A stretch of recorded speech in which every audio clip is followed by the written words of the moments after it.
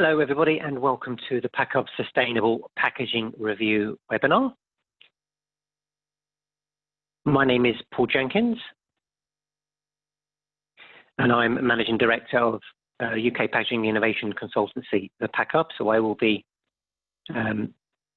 talking today through the innovations. I'm joined by my colleague and Technical Director, Barrington Pamplin, who will be fielding questions and answers, and also delighted to be joined by Natasha Chorlton, Sustainability Sales Support Manager for Helsinki headquartered Stora Enso, who are a leading provider of renewable solutions for packaging, biomaterials and paper. We do have actually 24 Stora Enso innovations listed in the ThePackHub's Innovation Zone database, and Natasha will be discussing the role of renewable materials in packaging halfway through today's webinar. So what we will be covering in the next 50 minutes or so, a very short introduction to the ThePackHub and our Innovation Zone, then an overview of sustainable packaging trends. We're going to split the 20 new innovations with Stora Enso in the middle. So we've got 10 new sustainable innovations, then Stora Enso's piece, then following 10, summary and Q&A. We'll have a couple of polls, one coming up now in a minute. We'll also information about our next webinar. And of course, you'll get a link to this webinar recording post-event. If you do have any questions for us, there is an opportunity there's a panel on, you should be able to see on the screen, that you'll be able to pen any questions that we'll answer, hopefully try and answer at the end. So the first poll, we do this every time, and really it's just to get a feeling for who everybody is and where you are. So the first question is around what it is you do in terms of work, in terms of being brands, retailers, packaging suppliers, etc. And also what industry you're in. So if you could just let us know that'd be very interesting.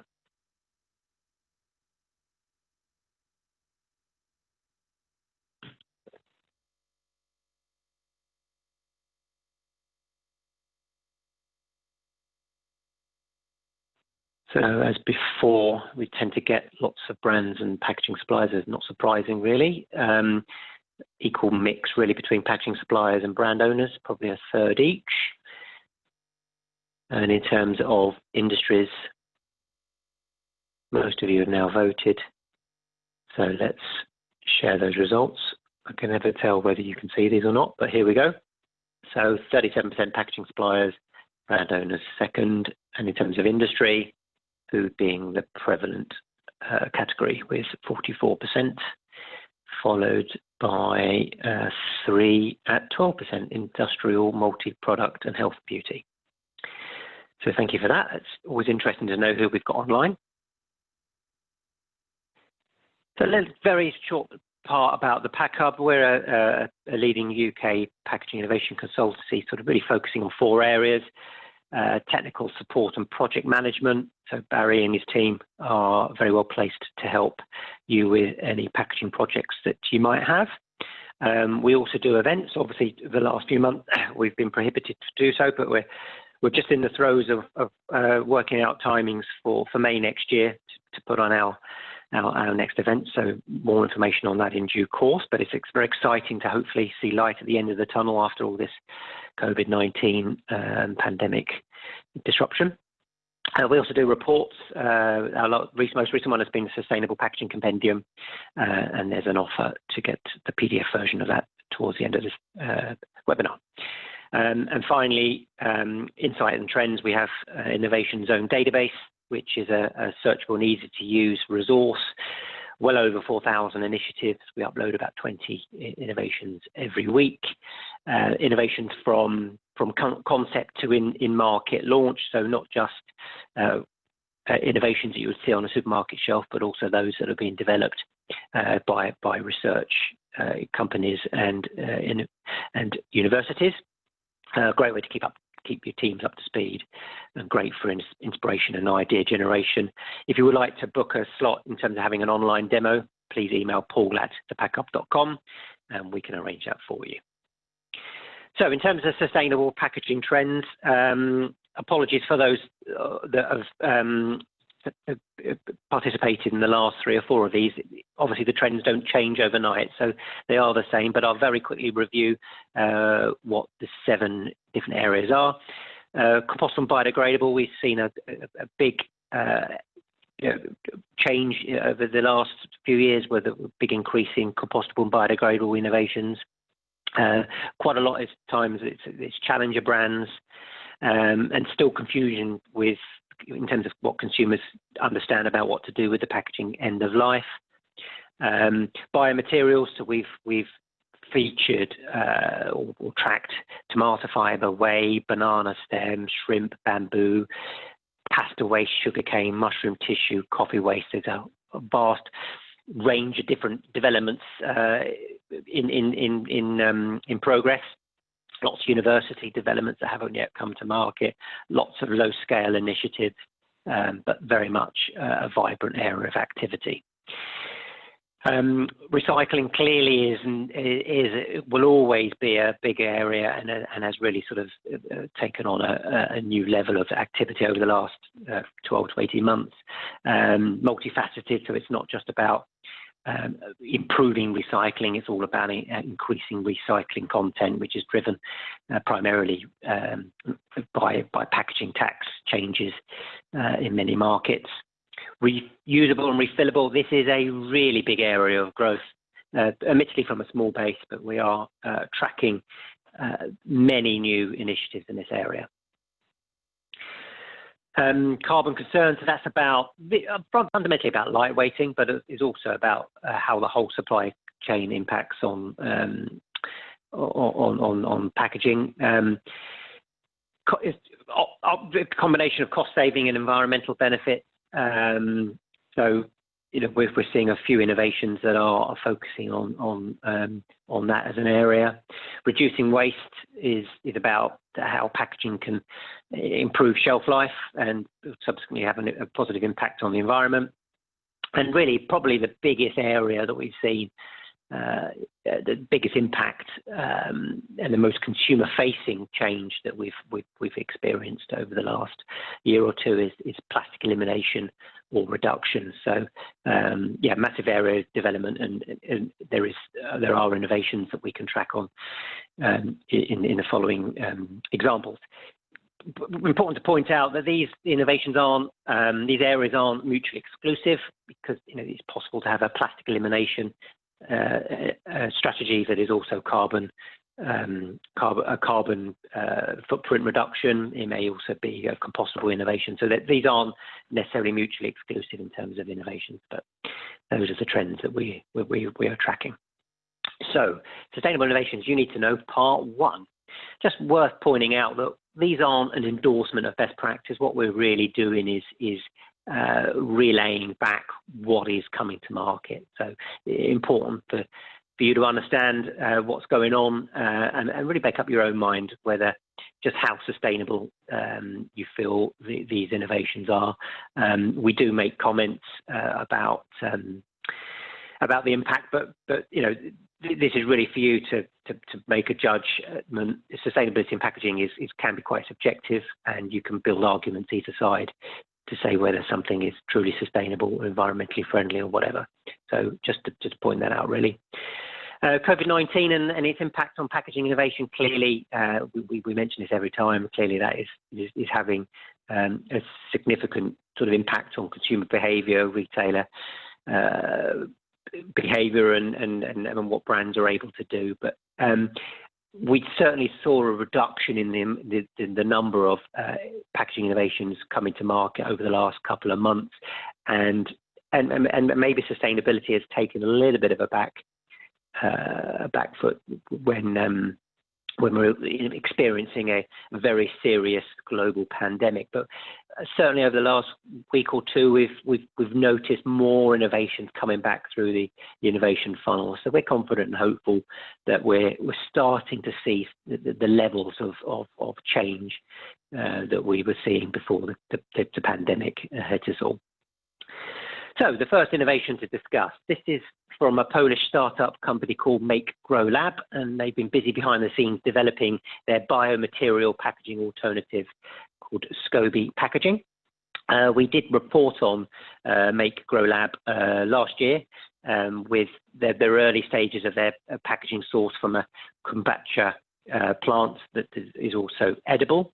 The idea for SCOBY Packaging was first considered as part of a university project by one of the founders.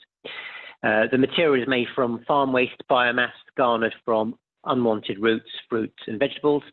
The resources are collected from local food producers in East Poland adjacent to Make Grow Lab's operations. It is made from the same process as fermented drink kombucha. All parts of the food waste are used to extract cellulose, which is then reconstructed through a microbiological process to form the cellulose sheets. The film-like membrane has a 6-month shelf life, can also slow food decay. The material is also edible and apparently has a similar taste to kombucha, which I don't know what that tastes like, but it's a similar taste. At the end of its useful life, the material can be used as soil fertilizer. So SCOBY Packaging, this is the first sort of commercial outing really for the initiative, and they've worked with a local soap brand called Megatrends Natural Cosmetics, a very small scale, handmade packs, but it is a start for this new initiative. So we've watched progress with interest. The second innovation is from KM Packaging. Many tray manufacturers are responding to the trend to move away from food packaging, multi-layered and laminate materials due to the difficulties, obviously, of separating for recycling. So this is where flexible packaging and lidding firm KM Packaging come in. They're launching a monopolymer lidding film for all food tray types, and adds applications for meat, poultry, fish and seafood products. The product enables a switch from mixed polymer plastics such as PET and PE food tray combinations to a monopolymer version. And we've seen quite a few of these initiatives over the last sort of 12 to 18 months to improve recycling capability. Now, Kimberly-Clark owned Kleenex is removing the plastic opening on its tissue boxes as part of a strategy to reduce virgin plastic use by 50% by 2025. The brand is embracing changes across their entire portfolio to meet its objectives, including this plastic collar change.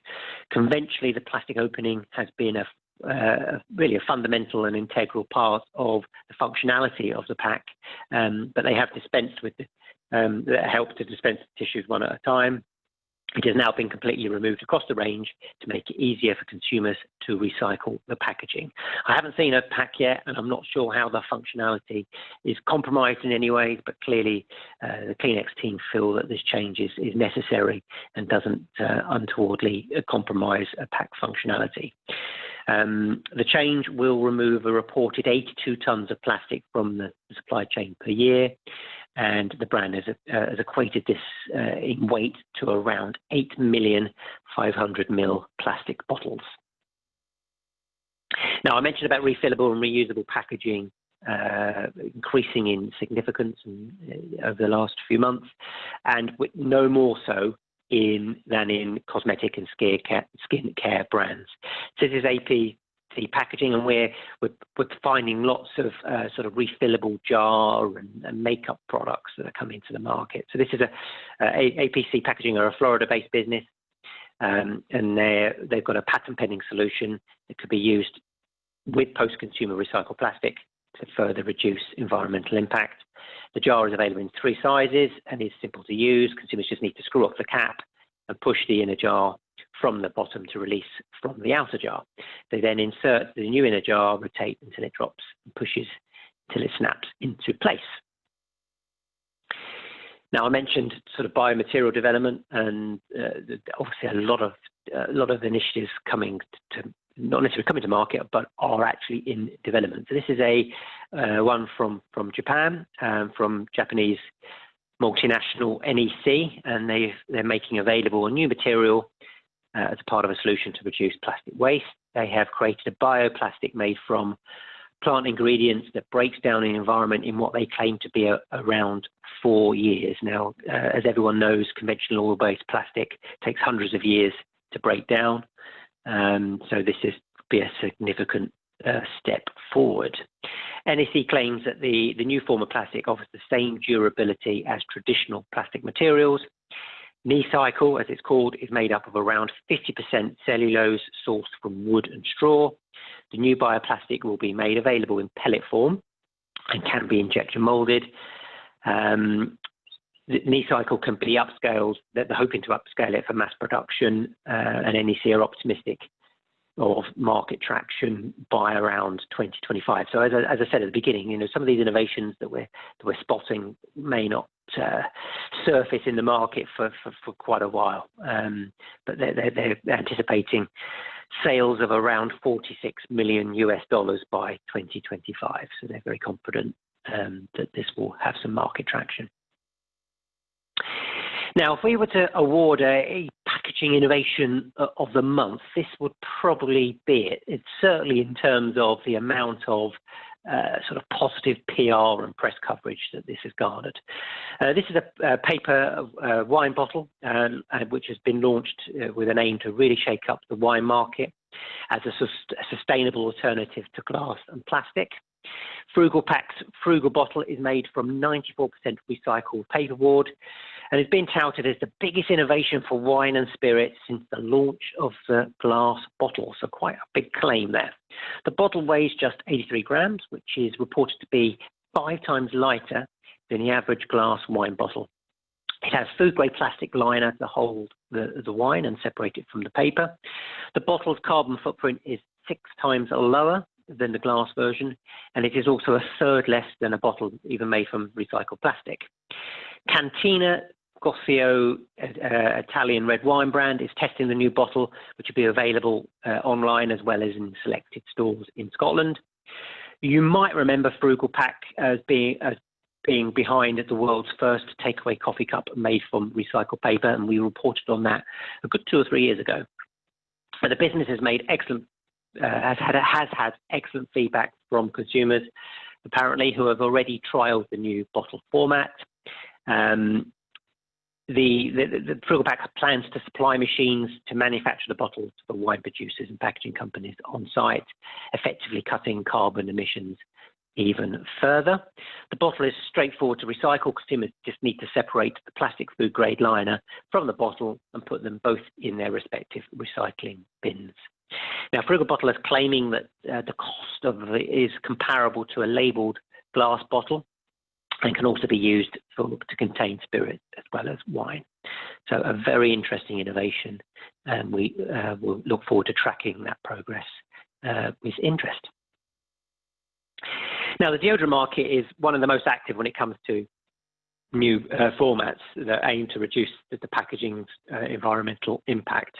And we've probably tracked 10 or 15 different types of new formats in the last year or so for the deodorant market. All Solid State is an Australian-made grooming product range that is very much part of this movement of change. Their wax-based, highly concentrated product range is a departure from conventional pack formats in this sector. The distinctive pack is reported to be 80% smaller than conventional deodorant products, not only reducing its environmental impact, of course, but also making it easier to carry on the go. As well as deodorant, the grooming range also includes shampoo, conditioner, moisturizer, cleanser, and aftershave, all delivering a very different user experience from convention. The products are applied by hand and don't rely on water as fillers, which, as well as the obvious environmental benefits, also result in the product reportedly being longer lasting than traditional grooming products. Now, the recycling of plastic packaging is evolving. Brands are finding new ways to stand out in the market, as well as bringing recycled packaging to fruition. What is claimed to be the world's first premium 100% recycled PET bottle made from certified ocean-bound plastic has been launched. Now, this ocean-bound terminology is becoming more prevalent over the last couple of weeks or months or so. We've also tracked German retailer Lidl that have done something similar for their codfish packaging, and also SC Johnson just in the last couple of days or so has also announced that their Mr. Muscle bottle will also be made entirely from plastic classified as ocean bound. So this is a new way of brands sort of creating a point of difference in the market, and also hopefully benefiting the environment. So this new recycled bottle will be launched at Whole Foods Market across the US, and it's available in 3 sizes. Up to 5 ocean rescued plastic bottles are used to produce every 1 litre bottle of this Zen WTR. It is estimated up to 70 million plastic water bottles will be saved from entering the ocean in this year.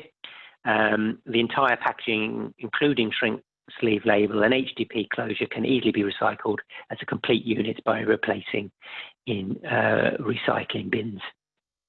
So that's quite an interesting change. So this is essentially, it is about ocean bound, from taking it away from coastlines and major waterways to prevent it from actually entering the ocean in the first place.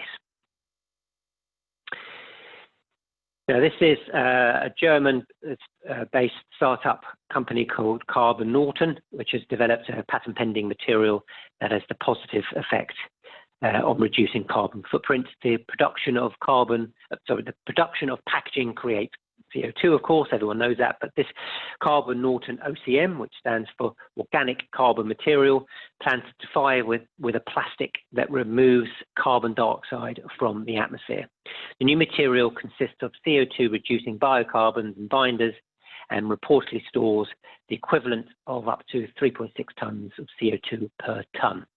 The biocarbons come from wood and vegetable mass residues that would have otherwise rotted away and produced their own greenhouse gases, of course. Now, the logic here is the more material that is produced, the more that the climate supposedly benefits. The material can be used to create biodegradable products such as disposable tableware, coffee cups, and even straws. So they're working with Aalen University to co-develop the plastics, and the plan is to start industrial production in the middle of next year. Now, one more innovation before we hand over to Natasha. This is, I keep saying about the reusable and refillable, but this is another good example. We tend to sort of see these innovations in household and health and beauty and food sectors, but it's interesting to see one for cycle maintenance, and this is Wells-Tight, and they're on a mission to reduce plastic in its supply chain with the introduction of a reusable pure aluminium refill bottles. Their aluminium bottle is offered in a bundle with a 200 ml recyclable bottle of concentrated pure bike wash that makes up to 2 litres of bike wash. The pure range is made up in the UK without any harmful ingredients. So now over to Natasha. As I said at the beginning, Stora Enso is a leading provider of renewable solutions in packaging, biomaterials and paper. Natasha will be discussing the role of renewable materials in packaging. And as I said, there'll be opportunities for questions for Natasha towards the end. I'm going to stop sharing. Hopefully, Natasha, you should be able to now share your screen. Hi, yes, thank you. I'm very happy to be here. I'm going to share, hopefully. Can you see Perfect. It? Yes. Great. Good, yeah, so at Stora Enso, we're the renewable materials company, and it's our belief that everything that's made with fossil-based materials today can be made from a tree tomorrow. And today I want to share what role renewable materials can have in packaging and innovation, and I represent our packaging materials division. We are following drivers and megatrends for our industry, and you can see on the left-hand side we're seeing some significant drivers which are resulting in these megatrends, and I want to highlight a few of them. So we are seeing an increase in healthy living. Consumers are having a more holistic approach to wellness, and we're talking about health as a lifestyle, nutritional balance and preventative health. We're also seeing a change in the middle class because of the cost of living increasing. The middle class will have to adapt, and that means that they'll need to have thriftier lifestyles, sharing instead of buying, so a focus on services, and of course they'll be looking for good value. Especially now during the pandemic, the trend of experiencing more, we're seeing a world of zero travel or less travel. So we're expecting travel experiences in a different way, so virtual experiences, for example. The final megatrend that I want to highlight is ethical living. So we'll see ethical and moral values more integrated into consumers and corporate strategies. And we really see this, these trends being reflected when we ask consumers what they're worried about. So they are worried about the environmental issues and their health. And packaging will increase, and what that means for packaging formats is that the consumers will want to buy more sustainable packaging. So this will also mean that some of the solutions will move into fibre-based and be part of the bioeconomy. So at Stora Enso, we really believe that innovation grows in the forest, and I want to share more about how a fibre-based value chain can look like and the advantages of innovating with wood as a raw material. So we work on solutions to meet the expectations of eco-conscious consumers who pay attention to packaging materials and are willing to pay more for sustainably packaged goods. So in fact, 89% of this group of consumers do pay attention to the packaging material. And on this slide, you can see some key points about renewable materials. And I really want to highlight the first point. So it's really important to make sure that the material comes from a sustainably managed forest, because it's important for a low carbon material, and it will also contribute to the carbon cycle, where we see new trees absorbing carbon and the products storing carbon throughout their life cycle, even through recycling. Renewable materials also usually have a lower carbon footprint compared to non-renewable materials, and at the end of their life they can be recycled several times and finally used as bioenergy.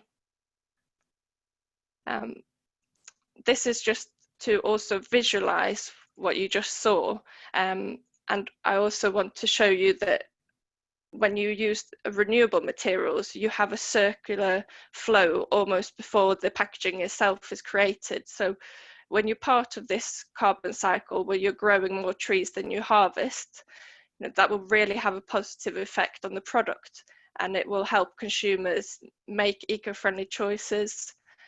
They'll have recyclable products that store the carbon, and eventually the products are suitable to be biodegradable where applicable, and also a source of renewable energy.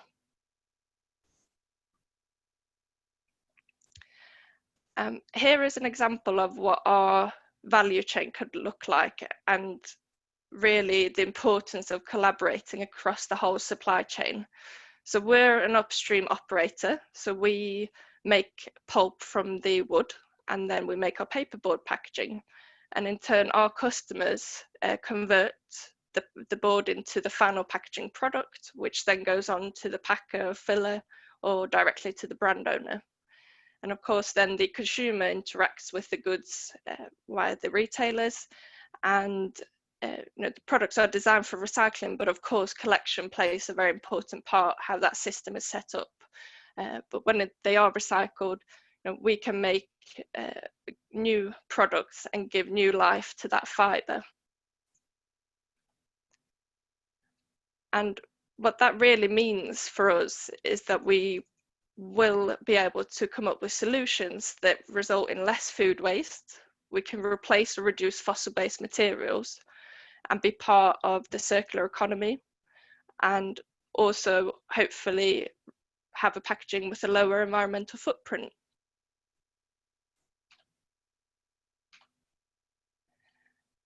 And of course, when we collaborate, protecting the product and making sure that it can travel through the whole value chain undamaged is key.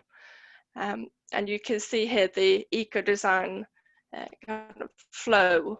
So it's very important to have a responsible and transparent supply chain combined with an efficient production to ensure product and consumer safety.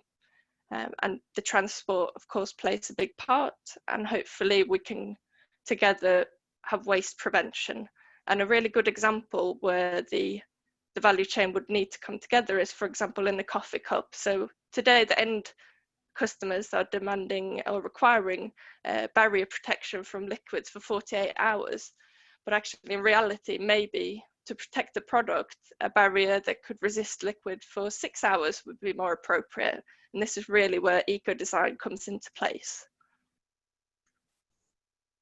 So I've brought two examples of innovation, and reducing CO2 emissions is of course extremely important as a way to combat global warming.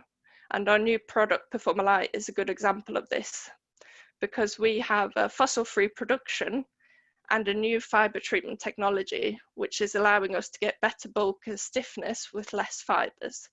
And because of this, we can show that we have up to 70% lower CO2 emissions in production compared to competition. And naturally, a board with lower weight saves fuel in transport, which is further reducing the CO2 emissions. So you can see on the slide there that we worked out an example of transporting our product from our mill in Sweden to Germany, and that will generate 20.4 kilos CO2 reduction per tonne of that board. So if a customer, for example, takes 3 trucks worth of material, the emissions saved are equivalent to driving a passenger car from Stockholm to Barcelona and back. The second example that I have with me is innovating by using a Craftboard, because this communicates eco-friendliness.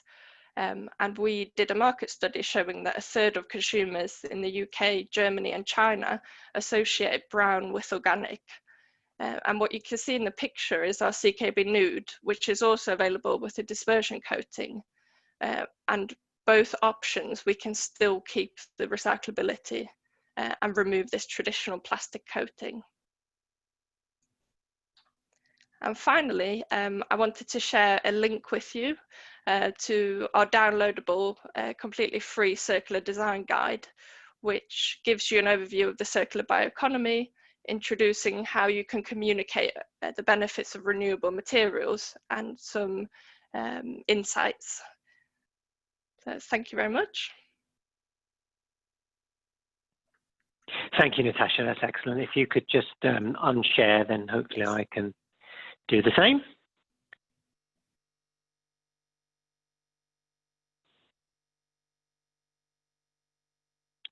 Just bear with me a second.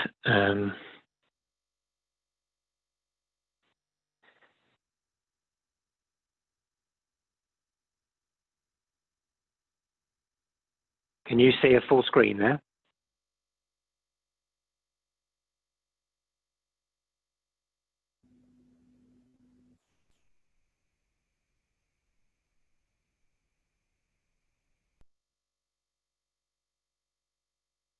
Okay, hopefully you can see the presentation again.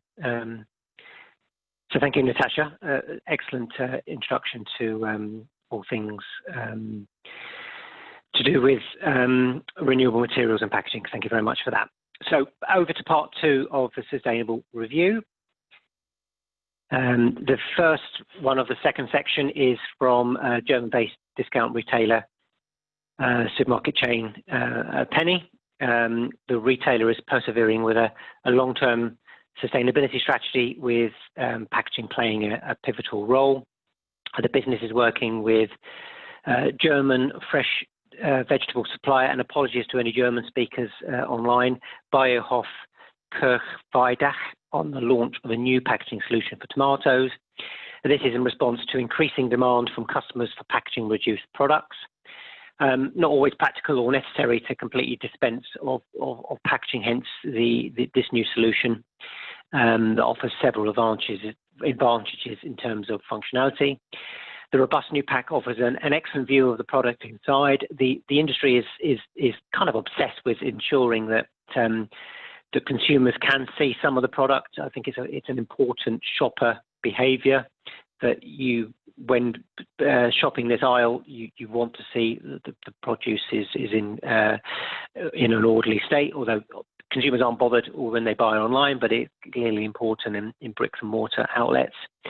The transportation volumes are reduced due to the pack's stackability, made from 100% recycled cardboard, and the produce has a longer shelf life through the pack's breathability and a reduction in condensation. So that's being launched into 352 penny stores in Bavaria and the surrounding areas. Now, another reusable packaging example. The beverage market has seen lots of bottles designed to make handling easier, as well as hopefully positively impacting on the environment. This is an initiative called DyeFold, which is a new foldable, reusable and recyclable origami bottle. It incorporates a collapsible design that is compact when folded and stable and rigid when in use. The technology is claimed to reduce the volume of empty containers by up to 90%. The packs are distributed in their truncated form. Obviously, that improves optimization of logistics with a consequent savings in both fuel and CO2 emissions. DyeFold's patent-pending folding technology ensures that the bottle, when folded, can fit easily in a consumer's pocket or bag. The triangular pattern allows folding in just 3 steps. It can be recycled multiple times without significant loss of quality. The food safe but BPA-free bottle has a temperature range from -30 degrees to 100 degrees Celsius, so meets all your beverage needs there. The bottle has been designed to sustain at least 5 years of intensive usage, apparently, and it has been estimated that 30,000 regularly used reusable bottles can save the equivalent use of 82 million PET bottles, as well as 1,200 tonnes of plastic. So DyeFold are at the Kickstarter sort of funding campaign stage, but interesting innovation. We've tracked a few of these sort of packs that are sort of reduced in size for convenience. Just really thinking, what else could this type of structural design be used for sustainable packaging? It's always important when you look at these innovations to think, well, how can that possibly potentially apply to my line of work? Now, the salad market has always relied heavily on the practicality and usefulness of plastic, certainly over the last 10 or 20 years or so. The convenient and cheap format helps ensure that the product stays in optimum condition, ready for purchase. However, obviously retailers and brands are working hard to reduce or remove the amount of plastic packaging in this sector. And this is Credets, which is a brand in France that produces more than their parent company produces more than 100 million packets of vacuum-packed vegetables per year. Their ready-to-eat salad Credets brand is taken on a different look in Carrefour stores in France and will soon be available in paper-based rather than plastic bags. The 100% recyclable paper bags are being developed by Telford UK packaging manufacturer Sai Rain to deliver new packs that promise the same conservation properties as plastic. The bag is made of cellulose and a natural coating. The collaboration is part of a reset packaging program. Now, this has just come to our attention this week, so this is really brand new. Is this the new standard for bottled water, for the bottled water industry to follow? Evian is launching a label-free 100% recycled water bottle as a way to reduce usage of unrecyclable packaging. Whilst labels are technically recyclable, some facilities don't have the infrastructure to process it, so this is obviously a challenge. The change gives the bottle a clean and uncluttered look. In April this year, we also tracked an Ilohas water brand in Japan. That's a Coca-Cola brand that also went label-free for their multi-pack bottles. A bit of further investigation has revealed that this bottle will be distributed in selected hotels, restaurants, and hospitality venues, where there's not a need for a barcode. So this channel is open to having less information on the pack. But if a naked bottle is the future, how will creative brand people differentiate between the various different products? This is quite a fugitive package, quite subtle, really. The branding would be difficult to sort of spot on a supermarket shelf. Maybe the pack bottle shape needs to come into play a bit more in the future. But an interesting innovation. And taking the label out of the supply chain certainly reduces the amount of packaging that is being used.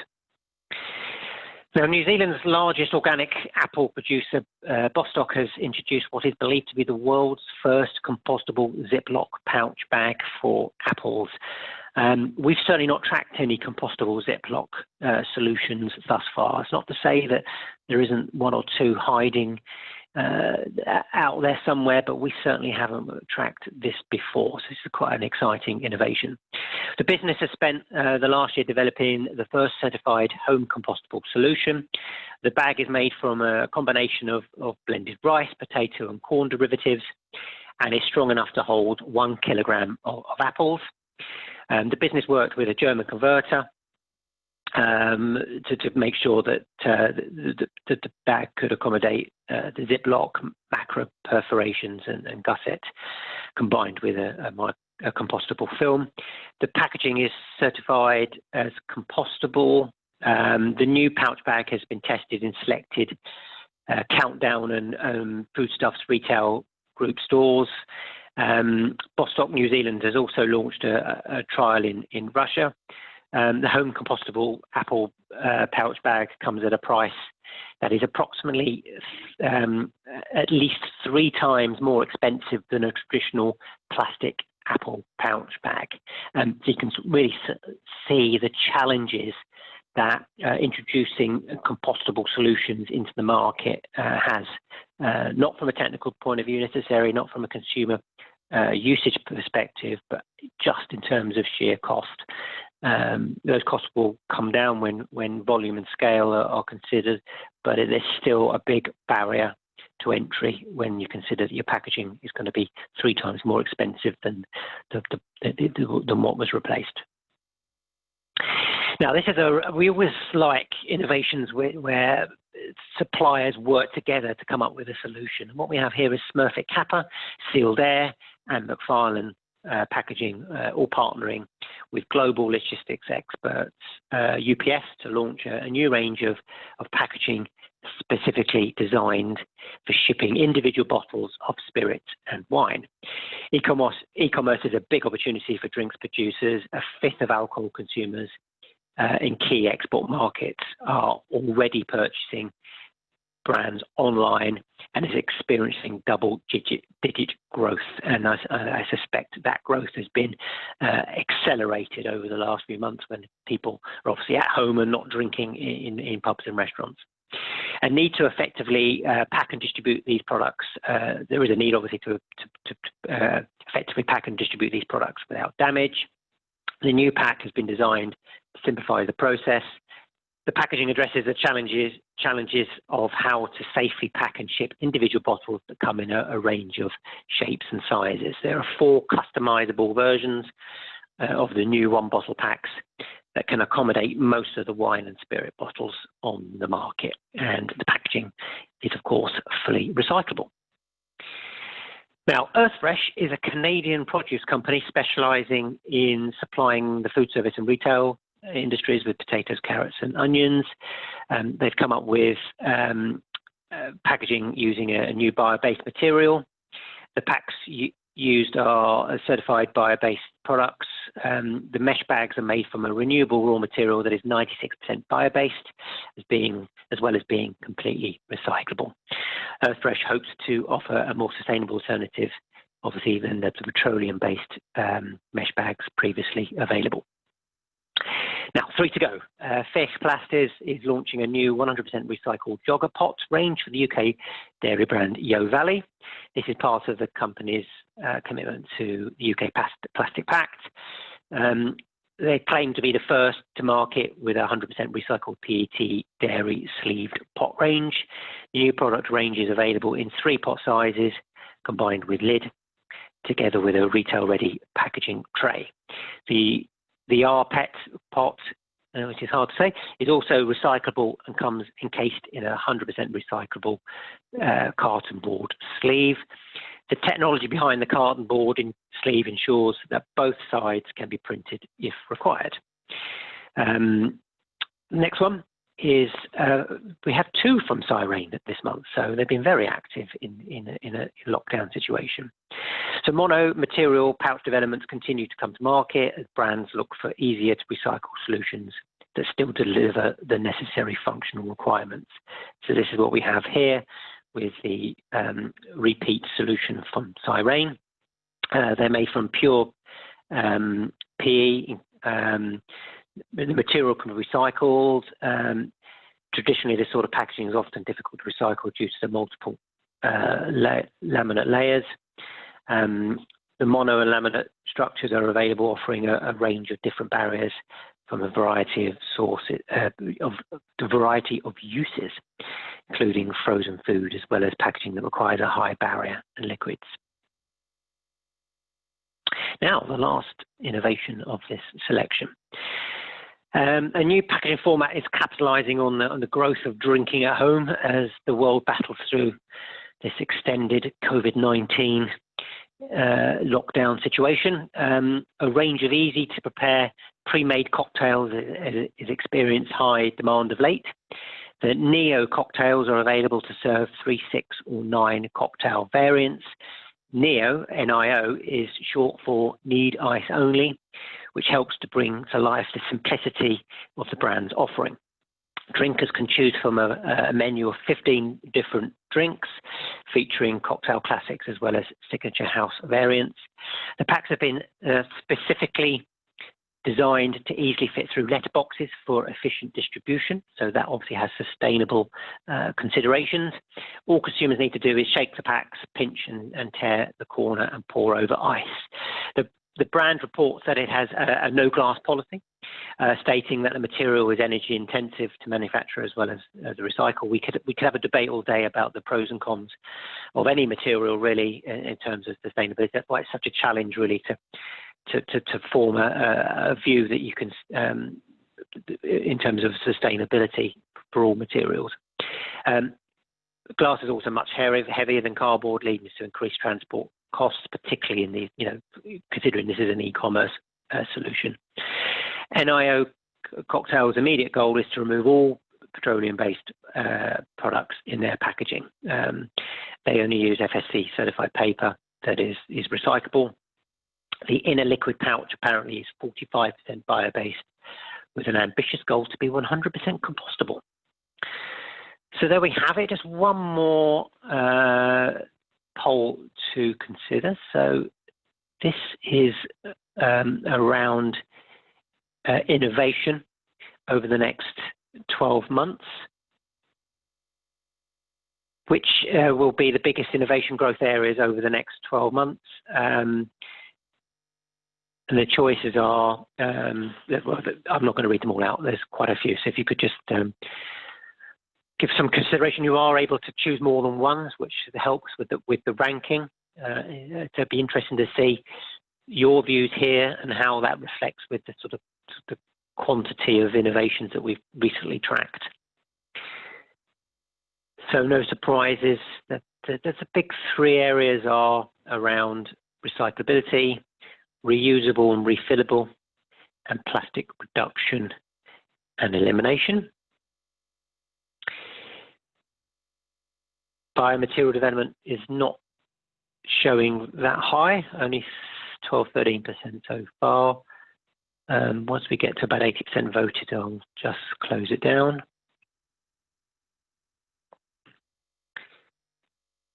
There we go. I think most people have had the opportunity to want to vote to vote. So increased recyclability is the biggest area. Hopefully you can see that. 3/4 of you feel that is going to be the biggest innovation growth area over the next 12 months. Okay, towards the end. Just a quick summary. Now, the summary doesn't fundamentally change dramatically from month to month, but what is important to note is that sustainability will continue to be a major focus for brands, retailers, and suppliers. There are signs that the innovation funnel is starting to return to some sort of normality. As I said, we are tracking more innovations over the last 2 or 3 weeks. Recycling growth will continue, and that's reflected in the poll. And that's driven by necessity from legislation and really brands looming deadlines as they've made commitments to improve their recycling. So that is another motivator for change. We're going to see more carbon reduction focus as an understanding of the carbon footprint impact increases, and at a consequence of plastic elimination, but that will still be significant. Compostable biodegradable will get some mainstream applications is our hypothesis. They tend to be sort of from challenger brands at the moment. We feel that there will be some examples coming to market from bigger brands. And as I've been saying, like a broken record, the refillable and reusable market will continue to expand quickly. So now over to the Q&A. Barry, have you got any questions that we can answer, please? Yeah, there's been a couple of questions. Firstly, can you clarify the term certified ocean-bound plastic? Okay, would love to. Yes. So this is. I don't think this is a regulated official terminology necessarily. I could be wrong, but this has come to our attention really only in the last month or so, and really this is about plastic that has specifically been garnered from sort of waterways and rivers that would inevitably end up in the ocean. So rather than recovering plastic from the ocean and recycling it, what they're doing is they're recovering it before it gets to the ocean. So it really is as simple as that. It's just another way of recycling materials, and it sort of solves the problem before it becomes an issue. So that's our understanding. I think we tracked 3 so far, and it certainly seems to be the new way of bringing sort of recycled plastic ocean-based to market. Okay, there was another question which I think you probably answered in your last slide, which was, do we think that reusable and refillable packaging will continue to take a back seat during the COVID disruption? I think the feeling is possibly in the very short term it will, but longer term it's going to be a growth area. Yes, I think there have been some inconveniences. We reported on Starbucks and some other coffee chains banning reusable bottles because of fears of contamination, and I think reusable bags, shopping bags, have also have been banned in some American supermarkets. But I think that is just a inevitable consequence of what we're going through for COVID-19. I don't see that really. The growth of refillable is such a big area, significant change. I think that will continue to grow in importance over the next 6 to 12 months. Yeah. Question about sustainability and whether that term now has become such a cover-all for everybody that you can spin the word sustainability into any situation, and should we be talking more about carbon footprint? Yeah, I think we should. That is a 2-hour webinar just on that subject. I think whoever came up with that question is absolutely right. Sustainability covers all sorts of a multitude of sins, really, if that's the right terminology.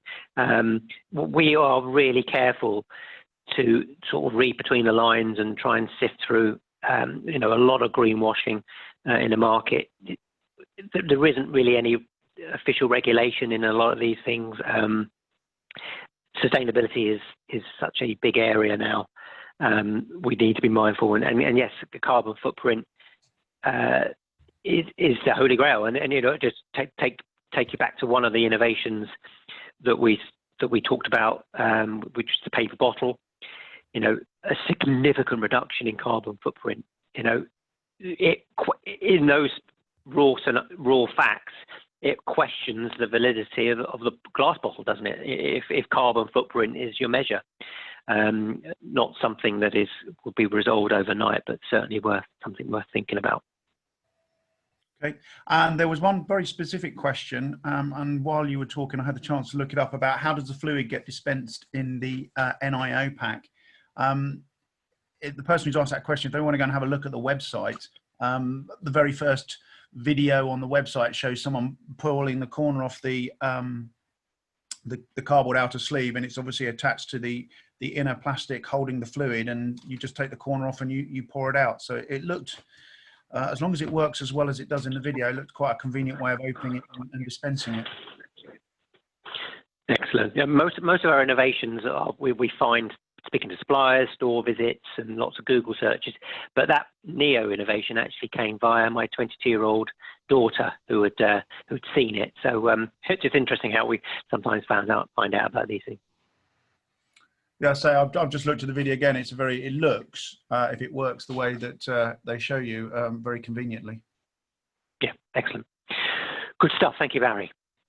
Right, 2 more slides. So just to make you aware that we're doing an offer for our Sustainable Packaging Compendium, PDF-only versions, just $2.99, over 500 innovations at your fingertips. So you can order straight away and get that in your email inbox straight away to get them in front of you. So that's available, and we'll be giving out details on that, plus information on how to download the Stora Enso information as well.